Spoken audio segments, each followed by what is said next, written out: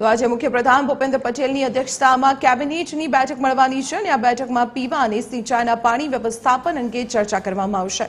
આ ઉપરાંત શાળા પ્રવેશોત્સવની તૈયારીઓ અંગે પણ ચર્ચા અને સમીક્ષા કરાશે। તો રાજ્યભરમાં સ્પોર્ટ્સ ઇન્ફ્રાસ્ટ્રક્ચર અંગે પણ સમીક્ષા કરવામાં આવશે।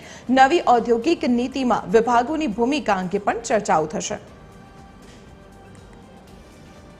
ત્યારે અમારા એસોસિએટ એડિટર સોનલ અનરકટ અત્યારે ફોન લાઈન પર જોડાયેલા છે। સોનલ, આજે કેબિનેટની બેઠક કયા મુદ્દાઓ ચર્ચાની રણે રહેશે અને શું કોઈ મોટા નિર્ણયો લેવાઈ શકે?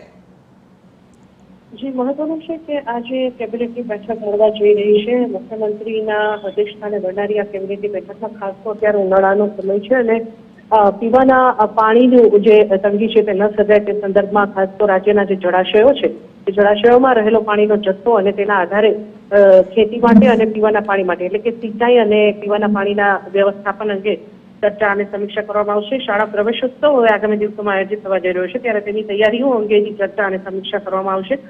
સાથે જ રાજ્યને હવે જ્યારે કોમનવેલ્થ ગેમ્સની યજમાની મળી જાય ત્યારે આગામી વર્ષોમાં રાજ્યનું જે યુવાધન છે તે સ્પોર્ટ્સ ક્ષેત્રે પણ તૈયાર થાય તે દિશામાં અલગ અલગ જિલ્લાઓમાં જે સ્પોર્ટ્સ એક્ટિવિટી આયોજિત કરવી હોય તો કયા પ્રકારનું સ્પોર્ટ્સ ઇન્ફ્રાસ્ટ્રક્ચર છે તે અંગે સમીક્ષા કરવામાં આવશે।